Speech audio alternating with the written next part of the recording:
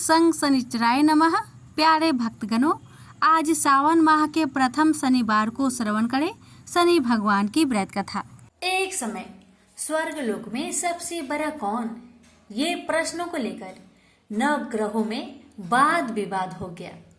विवाद इतना बढ़ा कि परस्पर भयंकर युद्ध की स्थिति बन गई। निर्णय के लिए सभी देवता देवराज इंद्र के पास पहुंचे और बोले, हे देवराज, आपको निर्णय करना होगा कि हम में से सबसे बड़ा कौन है। देवताओं का प्रश्न सुनकर देवराज इंद्र उलझन में पड़ गए। इंद्र बोले, मैं इस प्रश्न का उत्तर देने में असमर्थ हूँ। हम सभी पृथ्वी लोक में उज्जैनी नगरी में राजा विक्रमादित्य के पास चलते हैं। देवराज इंद्र सहित सभी ग्रह यानी कि सभी देवता उज्जैनी नगरी पहुंचे। महल में पहुंचकर जब देवताओं ने उनसे अपना प्रश्न पूछा तो राजा विक्रमादित्य भी कुछ देर के लिए परेशान हो उठे, क्योंकि सभी देवता अपनी अपनी शक्तियों के कारण महान थे। किसी को भी छोटा बताना या बड़ा कह देना उनके क्रोध के प्रकोप से भयंकर हानि पहुंच सकती थी। अचानक राजा विक्रमादित्य को एक उपाय सूझा और उन्होंने विभिन्न धातुओं जैसे स्वर्ण, रजत, कांसा, ताम्र, सीसा, रांगा, जस्ता, अब्रक व लोहे के 9 आसन बनवाए। धातुओं के गुण के अनुसार सभी आसनों को एक दूसरे के पीछे रखकर उन्होंने देवताओं को अपने अपने सिंहासन पर बैठने को कहा। देवताओं के बैठने के बाद राजा विक्रमादित्य ने कहा, आपका निर्णय तो स्वयं हो गया। जो सबसे पहले सिंहासन पर विराजमान है वही सबसे बड़ा है। राजा विक्रमादित्य के निर्णय को सुनकर शनि देवता ने सबसे पीछे आसन पर बैठने के कारण अपने को छोटा जानकर क्रोधित होकर कहने लगे, राजा विक्रमादित्य, तुमने मुझे सबसे पीछे बैठाकर मेरा अपमान किया है। तुम मेरी शक्तियों से परिचित नहीं हो। मैं तुम्हारा सर्वनाश कर दूंगा। शनि ने कहा, सूर्य एक राशि पर 1 महीने, चंद्रमा 2.25 दिन, मंगल 1.5 महीने, बुध और शुक्र 1 महीने, बृहस्पति 13 महीने रहते हैं। लेकिन मैं किसी राशि पर 7.5 वर्ष तक रहता हूँ। बड़े बड़े देवताओं को मैंने अपने प्रकोप से पीड़ित किया है। राम को 7.5 के कारण ही वन में जाकर रहना पड़ा और रावण को 7.5 के कारण ही युद्ध में मृत्यु का शिकार बनना पड़ा। राजा, अब तू भी मेरे प्रकोप से नहीं बच सकता। इसके बाद अन्य ग्रहों के देवता तो प्रसन्नता के साथ चले गए, परंतु शनि भगवान बड़े क्रोध के साथ वहां से विदा हुए।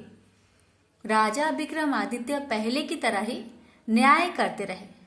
उनके राज्य में सभी स्त्री पुरुष बहुत आनंद से जीवन यापन कर रहे थे। कुछ दिन ऐसे ही बीत गए। उधर शनि देवता अपने अपमान को भूल नहीं पाए थे। विक्रमादित्य से बदला लेने के लिए एक दिन शनि भगवान ने घोड़े के व्यापारी का रूप धारण किया और बहुत से घोड़ों के साथ उज्जैनी नगरी पहुंचे। राजा विक्रमादित्य ने राज्य में किसी घोड़े के व्यापारी की आने का समाचार सुना तो अपने अश्वपाल को कुछ घोड़े खरीदने के लिए भेजा। घोड़े बहुत कीमती थे। अश्वपाल ने जब वापस लौटकर इस संबंध में बताया तो राजा विक्रमादित्य ने स्वयं आकर एक सुंदर व शक्तिशाली घोड़े को पसंद किया। घोड़े की चाल देखने के लिए राजा उस घोड़े पर सवार हुए तो वह घोड़ा बिजली की गति से दौड़ पड़ा। तेजी से दौड़ता घोड़ा राजा को दूर एक जंगल में ले गया और फिर राजा को वहां गिराकर जंगल में कहीं गायब हो गया। राजा अपने नगर को लौटने के लिए जंगल में भटकने लगा, लेकिन उन्हें लौटने का कोई रास्ता नहीं मिला। राजा को भूख प्यास लगाई। बहुत घूमने पर उसे एक चरवाहा मिला। राजा ने उससे पानी मांगा। पानी पीकर राजा ने उस चरवाहे को अपनी अंगूठी दे दी। फिर उससे रास्ता पूछकर वह जंगल से निकलकर पास के नगर में पहुंचा। राजा ने एक सेठ की दुकान पर बैठकर कुछ देर आराम किया। उस सेठ ने राजा से बातचीत की तो राजा ने उसे बताया कि मैं उज्जैनी नगरी से आया हूँ। राजा के कुछ देर दुकान पर बैठने से सेठ जी की बहुत बिक्री हुई। सेठ ने राजा को बहुत भाग्यवान समझा और खुश होकर उसे अपने घर भोजन के लिए ले गया। सेठ के घर में सोने का एक हार खूंटी पर लटका हुआ था। राजा को उस कमरे में छोड़कर सेठ कुछ देर के लिए बाहर गया। तभी एक आश्चर्यजनक घटना घटी। राजा को देखते ही देखते सोने के उस हार को खूंटी ने निकल गई। सेठ ने कमरे में लौटकर हार को गायब देखा तो चोरी का संदेह राजा पर किया, क्योंकि उस कमरे में राजा ही अकेले बैठा था। सेठ ने अपने नौकरों से कहा कि इस परदेसी को रस्सियों से बांधकर नगर के राजा के पास ले चलो।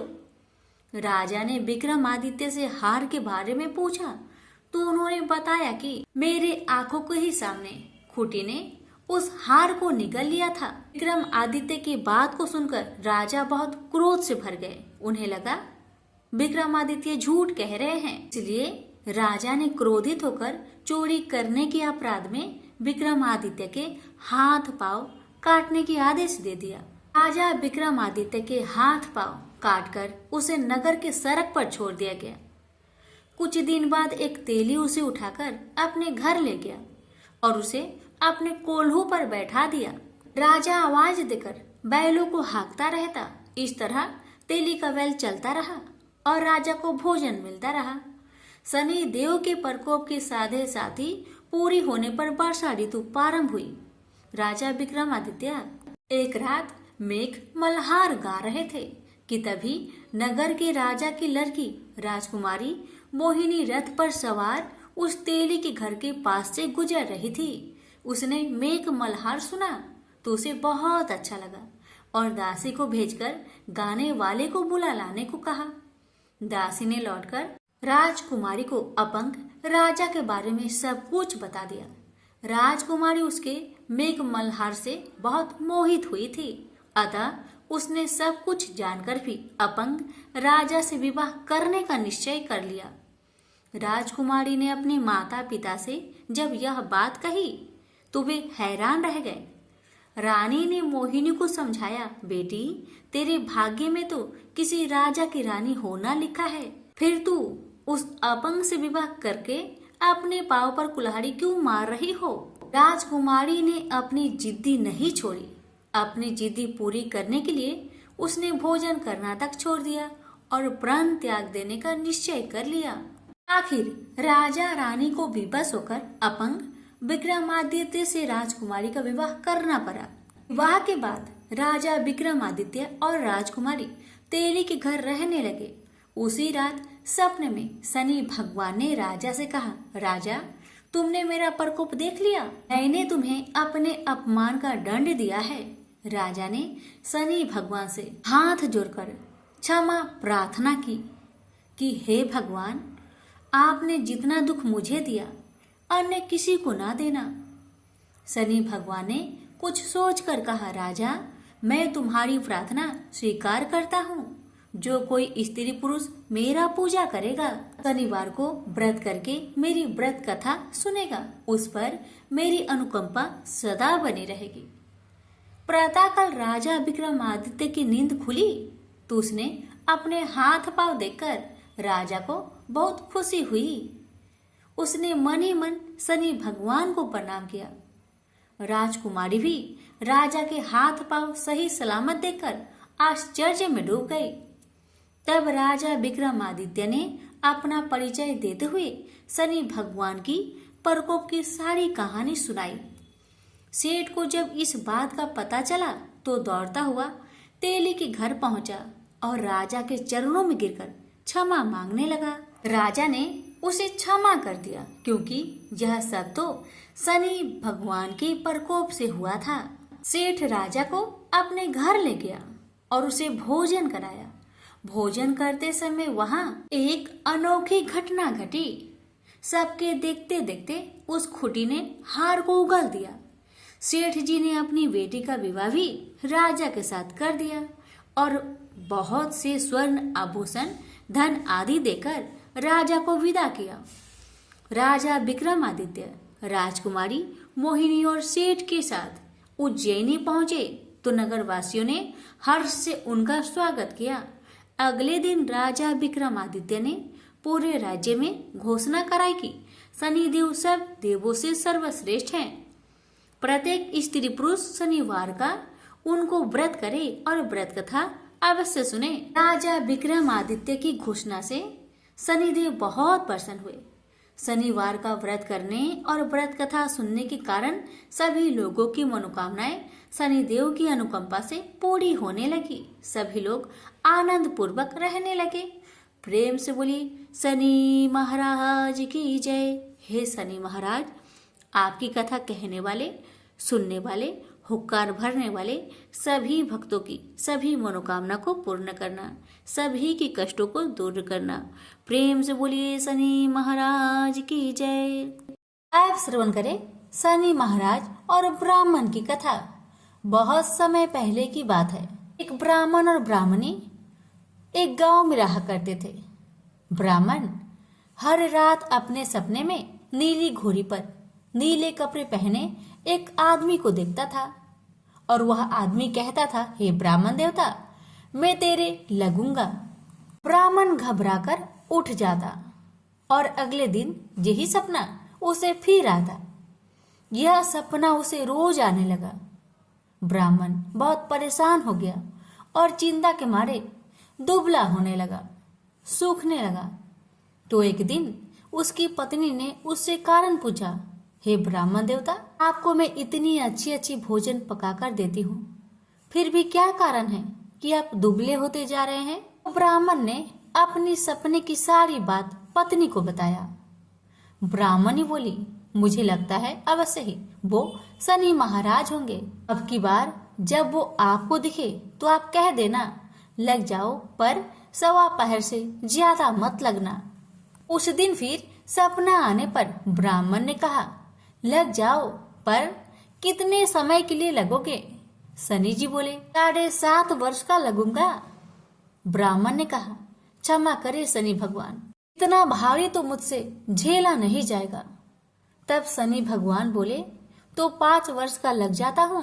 ब्राह्मण ने मना किया तो शनि जी कहने लगे, 1:15 का तो लगूंगा ही, इतना तो कोढ़ी कलंकी भिखारी के भी लग जाता हूँ।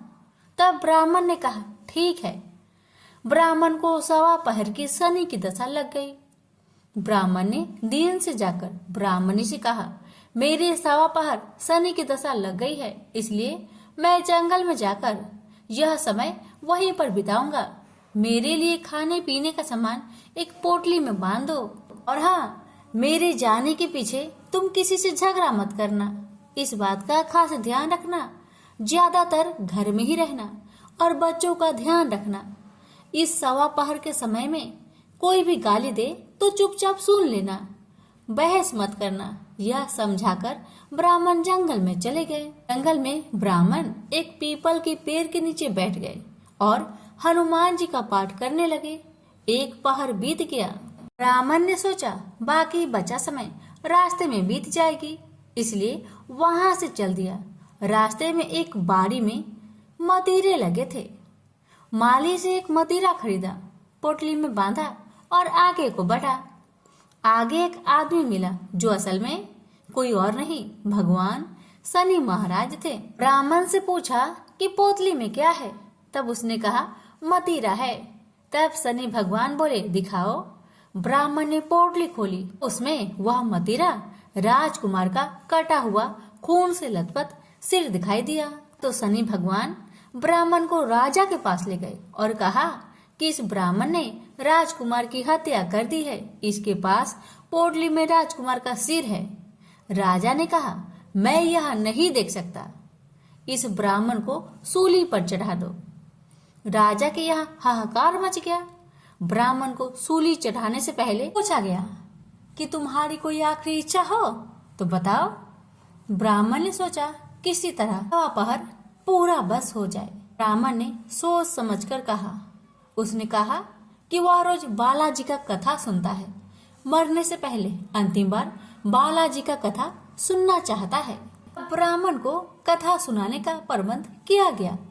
कथा कहते कहते सवा पहर पूरा हो गया। शनि की दशा टलते ही राजकुमार शिकार खेल कर लौटा हुआ दिखाई दिया। राजकुमार को आता देखकर राजा बहुत खुश हुआ, लेकिन उसे निर्दोष ब्राह्मण की हत्या का दोष लगने का डर सताने लगा। उसने तुरंत घोड़सवार सैनिकों को ब्राह्मण को आदर सहित ले आने के लिए भेजा। ब्राह्मण राज दरबार में आया तो राजा ने क्षमा मांगी और पोटली दिखाने के लिए कहा, तो पोटली खोली तो उसमें मदिरा था। राजा ने इन सब के बारे में पूछा तो ब्राह्मण ने बताया, मुझे सवा पहर की शनिचर की दशा लग गई थी, इस कारण यह सब तमाशा हुआ। राजा ने पूछा, यह दशा कैसे टलती है? ब्राह्मण बोला, राजा या सेठ के लगे तो काला हाथी या काला घोड़ा दान करे, गरीब के लगे तो पीपल की पूजा करे और बोले, साचा शनिचर कहिए जाके पाओ सदा ही पढ़िए। शनि भगवान की कहानी सुने, तिल का तेल और काला उड़द दान करे, काले कुत्ते को तेल से चुपर कर रोटी खिलाए तो शनिचर की दशा उतर जाती है। राजा ने उसे मतीरा वापस दे दिया। घर आकर ब्राह्मण ने मतीरा काटा तो उसमें बीज की जगह हीरे मोती निकले। ब्राह्मणी ने पूछा, यह कहाँ से लाए हैं? आप तो कह रहे थे कि शनिचर की दशा लगी है। ब्राह्मण ने कहा, जब दशा लगी थी तो यह मतीरा राजकुमार का सिर बन गया था। जब शनि की दशा उतरी तो शनि भगवान निहाल कर गए। हे शनि देवता, जैसे ब्राह्मण के शनि की दशा लगी वैसे किसी का ना लगना। बोलिए प्रेम से शनि महाराज की जय। पार्वती जब भी अपने पति शिव के साथ दूसरे देवताओं के निवास स्थान पर जाती और वहां उनके सजे धजे सुंदर भवनों को देखती तो उन्हें बड़ी हीनता का बोध होता। वो यह महसूस करती कि हमसे छोटे छोटे देवताओं के पास भी बड़े बड़े भव्य भवन हैं, लेकिन हमारे पास कुछ भी नहीं। कहने को मैं आदिदेव शिव की पत्नी हूँ, लेकिन रहने के लिए मिली है कैलाश पर्वत की कंदराएं और पहनने के लिए वल्कल। किसी उचित आवास के अभाव में मैं अन्य सुख सुविधाओं का भी उपभोग नहीं कर सकती। एक दिन पार्वती ने अपने मन की यह व्यथा अपने पति शिव से कही। सुनकर शिव मुस्कुराए, फिर बोले, इसमें हीनता की कोई बात नहीं है देवी। प्रत्येक व्यक्ति की अपनी अपनी जीवन शैली होती है। हमारी जीवन शैली यही है, हम अपनी इस शैली को हीन क्यों समझे? अन्य देवगण प्राकृतिक से बहुत दूर है, जबकि हम प्राकृतिक की गोद में निवास करते हैं। यह तो हमारे लिए गौरव की बात है, हीनता की नहीं। शिव के तर्कों से पार्वती संतुष्ट नहीं हुई और बोली, मुझे आपकी ये बातें समझ में नहीं आती देव। मुझे तो अपना एक आवास चाहिए, बहुत ही भव्य और सुख सुविधा से पूर्ण। शिव ने अपनी सहज मुस्कान के साथ उत्तर दिया, इसमें क्या मुश्किल है देवी, मैं अभी विश्वकर्मा को बुलवा देता हूँ, उनसे जैसा चाहे वैसा आवास बनवा ले। विश्वकर्मा को बुलवाया गया। पार्वती ने आदेश दिया, हमारे लिए एक ऐसा भवन बनाओ जैसा विश्व में कहीं ना हो। विश्वकर्मा ने आदेश स्वीकार किया। निर्माण कार्य प्रारंभ हो गया। कुछ ही समय में पार्वती की इच्छा अनुसार भव्य भवन तैयार हो गया। अपने भवन को देखकर पार्वती अति प्रसन्न हुई। गृह प्रवेश की तैयारी होने लगी। पार्वती चाहती थी कि गृह प्रवेश के समय सभी प्रमुख देवता हमारे यहाँ उपस्थित रहे। शिव ने अपनी सहमति दे दी। सभी प्रमुख देवी देवताओं को आमंत्रण भेजा गया। गृह प्रवेश के समय वे सब कैलाश पर्वत पर आ गए। उन्होंने पार्वती के भव्य भवन की भूरी भूरी प्रशंसा की। इन विश्व नियंता ब्रह्मा खामोश रहे। जब सब देवी देवता जाने लगे तो पार्वती ने ब्रह्मा जी से पूछा, देव क्या आपको यह आवास पसंद नहीं आया? ब्रह्मा जी ने आश्चर्य व्यक्त करते हुए पार्वती से ही प्रश्न किया, देवी मैंने ऐसा कब कहा? आपके चेहरे की भाव भंगिमा कुछ ऐसा ही कह रही है प्रभु। पार्वती ने अपनी शंका स्पष्ट की। फिर ब्रह्मा जी को मौन देखकर पार्वती ने अपनी बात आगे बढ़ाई। देव, आप कुछ संकोच कर रहे हैं, स्पष्ट कहिए क्या बात है। ब्रह्मा जी ने तनिक रुककर उत्तर दिया। देवी, और तो सब ठीक है, लेकिन इस प्रसाद पर शनि की कुदृष्टि है। इतना कहकर वे वहां से चले गए। पार्वती ने ब्रह्मा जी की बात शिव को बतलाई तो वे भी कुछ चिंता में पड़ गए। पार्वती ने शिव से पूछा, प्रभु, शनि की दृष्टि से क्या हो सकता है? यह प्रसाद जल सकता है? शिव ने उत्तर दिया। यह सुनकर पार्वती भी चिंतित हो गई और बोली, प्रभु, इसके लिए कोई उपाय कीजिए। शिव ने निराशा व्यक्त की। शनि के दृष्टि को हटाना सरल नहीं है देवी। शिव का उत्तर सुनकर पार्वती आवेश में आ गई और बोली, सरल क्यों नहीं है? आप अभी शनि लोक जाइए और शनि से कहिए कि वह हमारे प्रसाद पर से अपनी कुदृष्टि हटा ले। यदि वह मान जाए तो आप तत्काल उसे वरदान दे दीजिएगा, और यदि ना माने तो आप अपना डमरू जोर से बजा दीजिएगा। मैं स्वयं अपने प्रसाद को आग लगा दूंगी। यदि प्रसाद को जलना ही है तो यह मेरे ही हाथों से जलेगा, शनि की कुदृष्टि से नहीं। इसके बाद मैं शनि को श्राप दूंगी। पार्वती की इच्छा अनुसार शिव शनि लोक गए। वहां शनि देव ने उनकी अभ्यर्थना की और आदर के साथ आसन पर बैठाया। आसन ग्रहण करने के बाद शिव ने अपने आने की प्रयोजन बताया। देवी पार्वती ने जो प्रसाद बनवाया है उस पर तुम्हारी कुदृष्टि है, अतः वे चाहती हैं कि तुम उधर से अपनी कुदृष्टि हटा लो। शनि देव ने करवध होकर निवेदन किया, आप निश्चिंत रहे देव, माता पार्वती के प्रसाद पर कुदृष्टि डालने का मैं दुस्साहस कर ही नहीं सकता। शनि से अवशासन पाकर शिव प्रसन्न हो गए और बोले, शनि, मैं तुमसे प्रसन्न हूँ, तुम जो चाहे वर मांग सकते हो। शनि ने विनम्र भाव से कहा, प्रभु, आपका दिया हुआ सब कुछ मेरे पास है, क्या मांगू? हाँ, एक इच्छा अवश्य है, वह है आपका तांडव नृत्य देखने की। बहुत दिन हो गए उसे देखे हुए, आपका नृत्य देखला सके तो कृपा होगी। शनि का यह अनुरोध शिव को अच्छा लगा। उन्होंने तत्काल अपना डमरू उठा लिया और लगे नृत्य करने। भोले भंडारी ये भी भूल गए कि माता पार्वती ने डमरू की आवाज सुनकर अपने नवनिर्मित प्रसाद को जला देने की बात कही थी। बस डमरू बजा बजा कर वे नृत्य करते रहे। उधर पार्वती ने जब कैलाश पर डमरू की ध्वनि सुनी तो उन्होंने सोचा कि शनि ने अपनी कुदृष्टि हटाना अस्वीकार कर दिया है, अतः वे बहुत दुखी हुई। उन्हें लगा कि यदि मैं तत्काल अपने नवनिर्मित आवास को आग लगा दूंगी तो वह शनि की कुदृष्टि से बच जाएगा। अतः उन्होंने स्वयं ही अपने प्रसाद में आग लगा दी। वह धू धू करके जल उठा। प्रसाद को जलता देख पार्वती का शनि पर क्रोध धीरे धीरे बढ़ने लगा और वे उसे श्राप देने के लिए तैयार हो गई। लेकिन उसी समय भगवान शिव वहां पहुंच गए। उन्होंने वहां प्रसाद को जलते देखा तो वे आश्चर्यचकित रह गए। उनकी समझ में ही नहीं आया कि यह कैसे हो गया। फिर अचानक उन्हें सब कुछ स्मरण हो आया। अपनी भूल का उन्हें एहसास हुआ। उन्होंने पार्वती जी को सब कुछ कह सुनाया।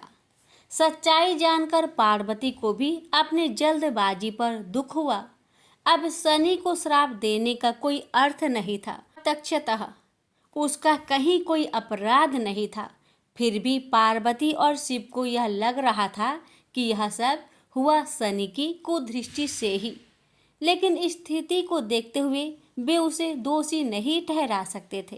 प्रेम से बोलिए हर हर महादेव। शनि महाराज की जय हो।